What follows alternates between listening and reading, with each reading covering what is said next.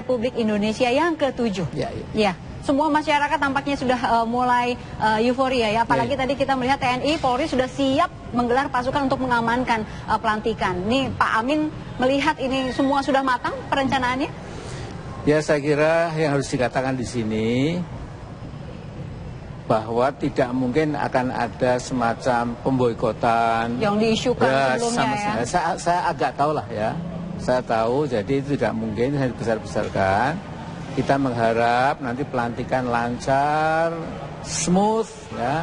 Kemudian yang penting bagaimana setelah itu Pak Jokowi JK menjalankan tugasnya, lantas yang di parlemen juga menjalankan tugasnya, mengawasi, mendukung kalau bagus, mengoreksi kalau keliru, mengingatkan. Jadi sederhana menurut saya begitu. Dan kemudian peralihan dari Pak SBY ke Pak Jokowi juga smooth begitu ya Pak ya? Saya kira sudah smooth sekarang. Sudah ya, apalagi kalau ada PR-PR yang belum selesai dari Pak SBY, ini PR-nya gitu. Ya selalu begitu Mbak. Selalu begitu.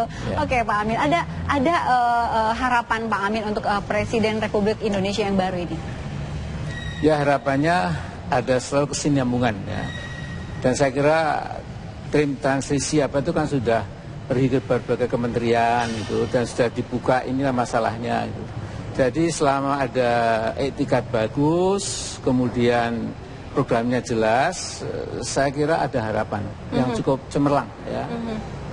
Asal jangan ditunggangi oleh kepentingan modal, kepentingan yang asing dan lain-lain ya.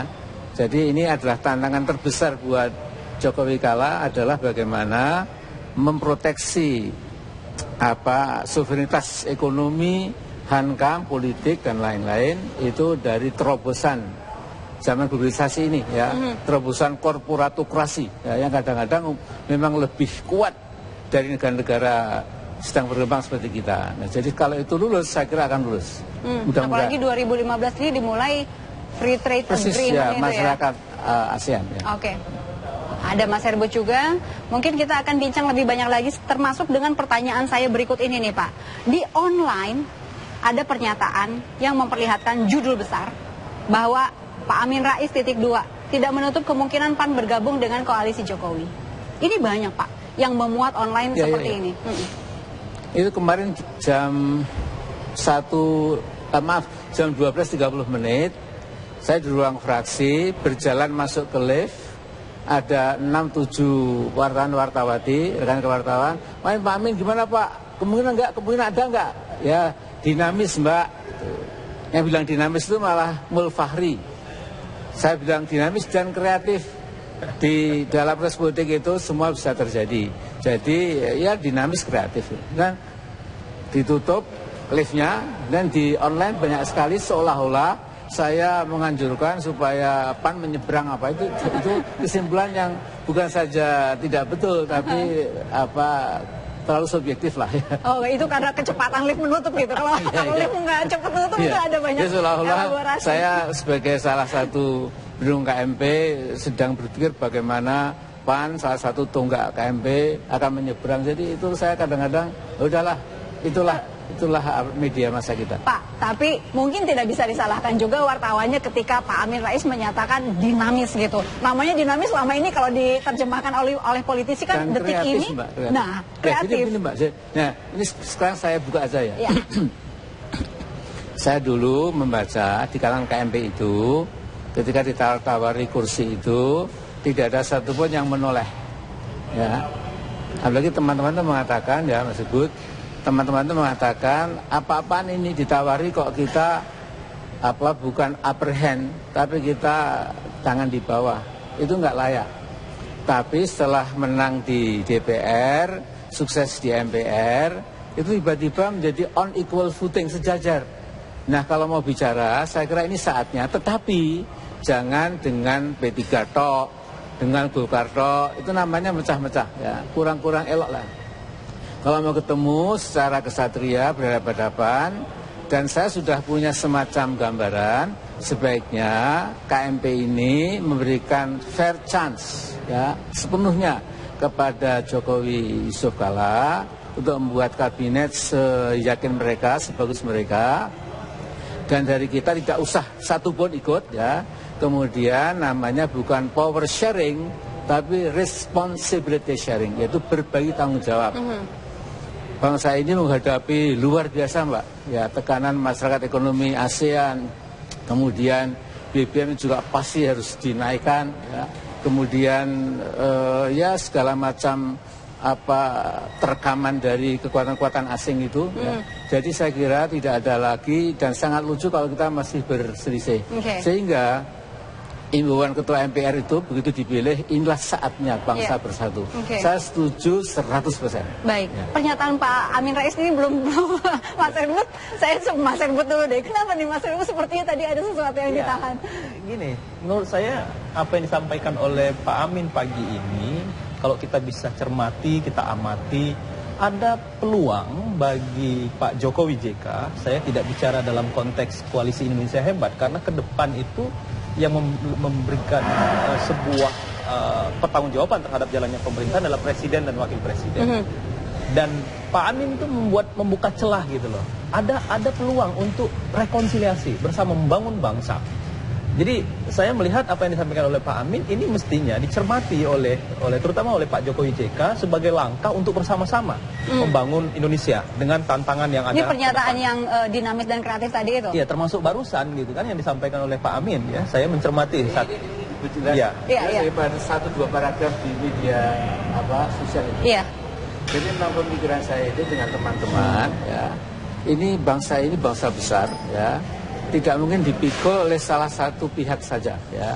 Kemarin Kamanaya juga menang tipis toh ya. Jadi separuh anak bangsa ada di sisi lain. Nah, cara merangkulnya itu dengan kesepahaman. Anda ada di eksekutif, silahkan bekerja keras untuk bangsa dan negara, masa depan anak cucu kita. Kami nggak akan sedikit pun mengganggu, menggerejokin selama programnya itu sesuai dengan keinginan bangsa. Kembali ke Undang-Undang Dasar kita itu tidak mungkin ada sasaran tembak ya. Kalau sudah untuk rakyat mau apa, KMP mau apa ya, kecuali harus mengatakan setuju dan setuju. Cuma ya berikanlah kesempatan juga kepada eksekutif legislatif ini untuk tetap menjalankan fungsi pengawasannya. Baik. It's very simple, Mbak ya. Jadi nggak usah diangkat, wah pertarungan akan saling memusnahkan. Kemudian Prabowo, wah punya jin yang sangat destruktif, jangan gitulah ya. Menurut saya itu kualitas manusia di KIH, KMP itu sama persis ya. Tidak ada lebih unggul, nggak ada yang lebih inferior, sama persis. Jadi nggak usah ada jumawa yang mengatakan ya KMP cuma batu kerikil, itu kan nggak bagus kayak gitu ya. Misalnya ya. Kemarin-kemarin itu kan selalu ada politisi yang menyatakan bahwa dinamis gitu ya. Politik itu dinamis, yang detik A bisa pertama bisa A, detik berikutnya udah berubah gitu Pak. Nah ini mungkin yang terjemahan para wartawan ketika di depan lift itu gitu Pak. Mungkin kalau sekarang Bapak ingin ada wawancara ulang gitu, apa jawaban Bapak yang akan disampaikan ke wartawan supaya tidak ada interpretasi yang dinamis berbeda? Itu artinya tidak mandek ya. Kalau mandek itu kan mitos stasioner ya. Hidup itu adalah mengalir ya, berubah, changing gitu, dan harus kreatif Mbak. Kreatifnya itu adalah lihatlah tantangan bangsa ini, ya ekonomi, ya ideologi, ya militer, ya segala macam. Baik. Nah kemudian ini hanya bisa dipikul kalau dua kekuatan bangsa ini itu bekerja sama. Baik. You di eksekutif silahkan go ahead sebaik-baiknya. Kami legislatif akan menjalankan fungsi kami. That's it, seperti di Amerika, di Inggris, di Australia, dan lain-lain. Baik, sekarang saya ingin menanyakan hal yang sama. Pak Amin, gimana akan bergabung dengan Koalisi Indonesia Hebat dengan Koalisi Pak Jokowi? Saya? PAN? PAN tidak akan pernah meninggalkan, Mbak. Makanya saya katakan, seolah-olah gini ya, Pak Jokowi Pak kalah, atau adik-adik di transisi itu, mengapa sih Anda kok hanya mengejar-ngejar PAN atau P3 atau ini atau itu, mengapa tidak duduk bersama-sama ya, itu kan lebih elegan. Karena kalau hanya mencomot P3 apalagi sedang pecah, itu kan namanya tidak elok lah, tidak elegan ya. Jadi menurut saya itu lebih bagus terbuka apa adanya, masalah digelar di meja, ini tanggung jawab kita semua, mari kita sharing tanggung jawab. Kalau power sharing itu menurut saya itu agak nista ya, bagi-bagi kursi, kemudian bagi-bagi tambang, bagi-bagi hutan dan lain. Saya kira itu no way lah buat saya loh ya. Dan juga untuk PAN. Iya, pasti. Baik, Mas Herbut. Ya. Nanti ya Mas ya. Saat lagi kami kembali. Selamat pagi, Anda menyaksikan kabar terkini pukul 8 waktu Indonesia Barat. Pemirsa, 2.000 pasukan Tentara Nasional Indonesia hari ini menggelar apel gabungan di lapangan parkir Timur, Senayan, Jakarta. Ribuan pasukan TNI hari ini menggelar apel gabungan dalam rangka pengamanan pelantikan Presiden dan Wakil Presiden pada tanggal 20 Oktober 2014 mendatang. Apel gabungan yang dilakukan di lapangan parkir Timur, Senayan, Jakarta akan dipimpin langsung oleh Panglima TNI Jenderal TNI Muldoko. Apel pasukan dilakukan sebagai kesiapan petugas yang berjaga di lapangan dalam kegiatan pengamanan.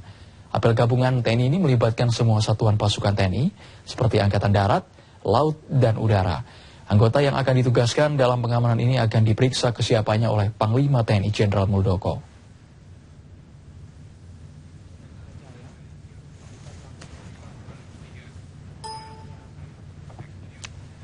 Demikian kabar terkini, Anda bisa menyaksikan Apa Kabar Indonesia sesaat lagi. Jelang pelantikannya menjadi Presiden Republik Indonesia, Joko Widodo secara intens melakukan safari politik. Mengawali safari politiknya Senin kemarin, Jokowi menggelar pertemuan dengan Ketua Umum Partai Golkar, Abu Rizal Bakri. Pertemuan antara Jokowi dengan ARB yang notabene merupakan Ketua Presidium Koalisi Merah Putih adalah sebuah momentum politik yang unik. Pasalnya, pertemuan tersebut merupakan pertemuan pertama keduanya setelah suasana politik memanas antara kubu Koalisi Merah Putih dengan Koalisi Indonesia Hebat.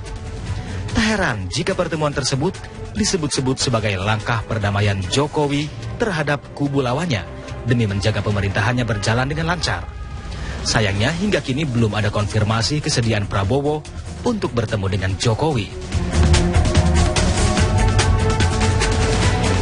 Setelah bertemu dengan ARB, Jokowi rencananya juga akan bertemu dengan ketua-ketua partai lainnya yang tergabung dalam Koalisi Merah Putih. Tim Jokowi bahkan sudah merancang pertemuan dengan Ketua Umum Partai Gerindra, Prabowo Subianto. Pertemuan antara Joko Widodo dengan Prabowo Subianto dianggap dapat memecah kebuntuan komunikasi politik di antara kedua kubu koalisi sejak berlangsungnya pemilu presiden. Lantas, apakah langkah Jokowi bertemu dengan para pemimpin partai kubu lawan merupakan sebuah politik mencari kawan agar program pemerintahannya berjalan dengan lancar, sekaligus untuk meredakan hubungan yang memanas antara dua kubu? Tim TV One mengabarkan. Kulen melancarkan sirkulasi tubuh, panas turun dengan cepat. Mas Herbut, sebelum ke Pak Amin Rais, tadi judulnya adalah politik cari kawan. Ini memang sedang terjadi saat ini. Mas Herbut melihatnya bagaimana? Ya, ini jelas Pak Jokowi ingin membuka komunikasi. Ini kan baru tahap awal, ya. Pasca keputusan MK itu kan baru Pak Hatta itu bertemu dengan Pak Jokowi, lalu kemudian P3 dari kubu Pak SDA? Bukan, dari kubu Pak Emron, ya. Lalu kemudian ini dengan Pak ARB. Nah, tentu setelah ketegangan di parlemen yang membuat dua kutub ini semakin menyeruakkan kontestasi politiknya, nah Pak Jokowi paham betul ini bahwa nanti ke depan pemerintahannya ini akan sulit di parlemen, ya, sulit di parlemen. Sehingga apa? Tidak ada cara lain untuk Pak Jokowi untuk memperluas dukungan. Dan ini yang saya katakan dari awal bahwa Pak Jokowi ini melihat bahwa situasi politik sekarang itu harus merangkul banyak orang gitu. Nah, ada sebuah hal yang mungkin yang perlu kita sampaikan kepada publik bahwa selama proses negosiasi lobby yang terjadi di parlemen, Pak Jokowi itu tidak ikut campur ya di dalam di dalam lobby-lobby yang ada di parlemen. Beliau lebih banyak bicara di luar gitu kan. Nah, ternyata Koalisi Indonesia Hebat di situ kan hampir semua, ya bisa dikatakan semua kebijakan-kebijakan di parlemen itu kalah. Lalu kemudian ada kepastian bahwa sebelumnya kan ada gonjang-ganjing nih pelantikannya akan diundur dan lain sebagainya, dan ternyata semua berjalan dengan baik. Maka menurut saya secara psikologis Pak Jokowi memiliki confidence yang tinggi bahwa beliaulah yang nanti akan jadi the real presiden 20 Oktober, ya. Nah, dengan itu menurut saya beliau mengambil peran Dan ini akan dimainkan lagi gitu. Akan dimainkan lebih gesit lagi, lebih kenceng lagi nanti setelah tanggal 20. Maksudnya dimainkan oleh Pak Jokowi akan bisa jadi nanti ketemu dengan di Pak mana Amin. di sini peran KIH lebih kalau mandiri. begitu? Jadi begini, Pak Jokowi itu memiliki legitimasi kuat. Beliau sadar beliau bukan ketua umum partai, beliau bukan pengambil keputusan di Koalisi Indonesia Hebat, tapi beliau adalah presiden terpilih. Tapi di dalam negosiasi di parlemen beliau punya keterbatasan karena bukan pengambil keputusan di situ. Tapi setelah jadi presiden, teman-teman di KMP, nanti Pak Amin mungkin bisa melihat ini misalnya, teman-teman di KMP pasti merujuknya bukan lagi ke Koalisi Indonesia Hebat, tapi ke pemerintahan Pak Jokowi JK. Karena beliau yang melakukan perapatan duluan siapa? Pak Jokowinya atau KMP-nya? Realitas politik hari ini, Pak Jokowi membutuhkan teman-teman KMP untuk menjalankan semua roda pemerintahannya secara baik, yang kaitannya dengan parlemen. Itu nggak bisa disangkal.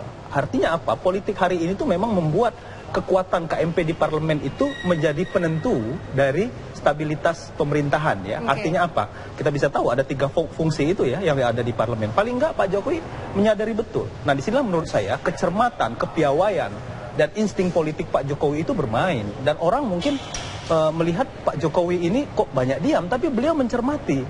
Dan beliau tidak pernah melakukan sebuah langkah di luar kewenangannya. Ini yang menjadi catatan. Beliau cermat sekali. Ketika di KIH beliau tidak banyak bicara, tenang saja. Tapi begitu KIH gagal, beliau ngambil peran. Dan itu menurut saya. Jadi di sini Pak Jokowi yang bergerak bisa dikatakan sendirian begitu? Ya, dalam politik hari ini, iya pasti nanti akan dengan Pak JK. Ya, sebagai presiden loh. Dan Pak JK kan sudah memberikan pernyataan juga. KIH kemana? Lah, ini tadi kegagalan politik di parlemen itu menurut saya membuat Pak Jokowi akhirnya harus turun tangan. Bukan kapasitasnya di KIH lagi, karena beliau tidak memiliki kewenangan di dalam struktur KIH. Ataupun beliau bukan ketua umum partai, bukan elit partai yang bisa menentukan arah politik KIH. Nah, di situ beliau berperan sebagai seorang presiden. Jadi saya kira nanti Pak Amin dan teman-teman, Bang Akbar, bisa jadi Pak Prabowo, Pak ARB, nanti akan melihat Jokowinya gitu loh. Sebagai seorang presiden di dalam membangun pemerintahan ke depan. Mas Herbut, safari politik sudah dilakukan oleh Pak Jokowi dengan Pak ARB, dengan Pak Hatta gitu, dan juga dengan P3. Perlu juga kah safari politik dilakukan bertemu dengan Pak Amin Rais?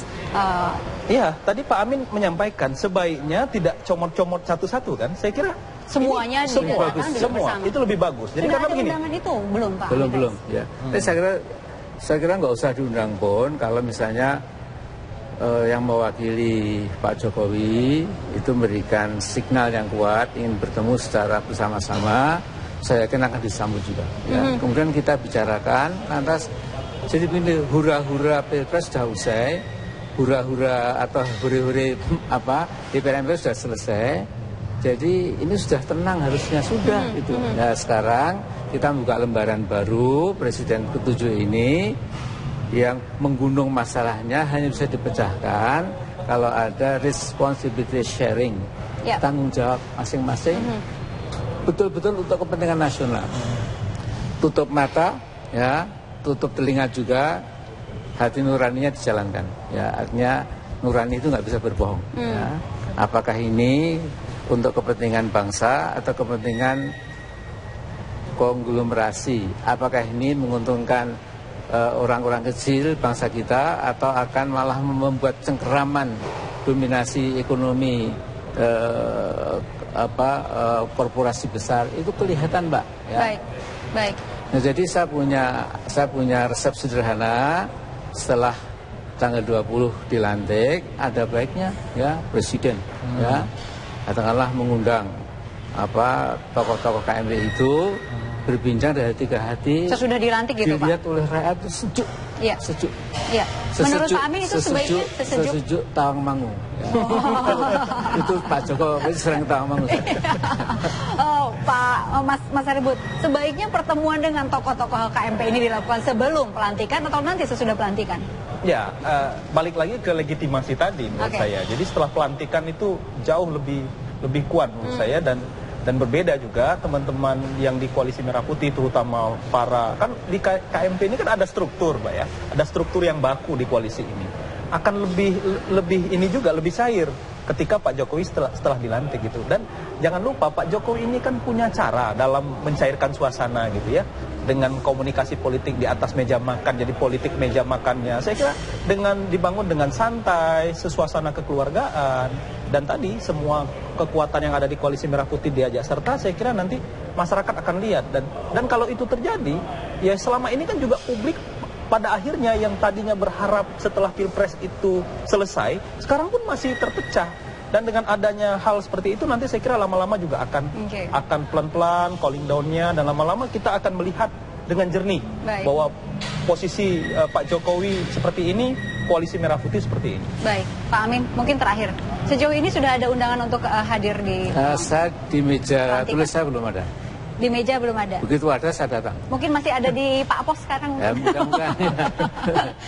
Tapi biasanya kalau diundang hadir ya Pak? Biasanya ketua-ketua lembaga tinggi negara yang sudah lalu pun juga diundang. Hadir Bapak. Maksudnya saya pernah di ketua MPR, mungkin dapat undangan. Pasti diundang, ya, yang nggak diundang itu pengamat Pak. Pengamat itu bisa menyejukkan, ini menyejukkan ya. Iya. Nah, kalau ada undangan hadir pasti Pak, insya Allah. Iya, insya Allah. Baik, Pak Amin terima kasih. Mas Herbut terima kasih. Kami kembali saat lagi. Ada Arif Fadil mungkin.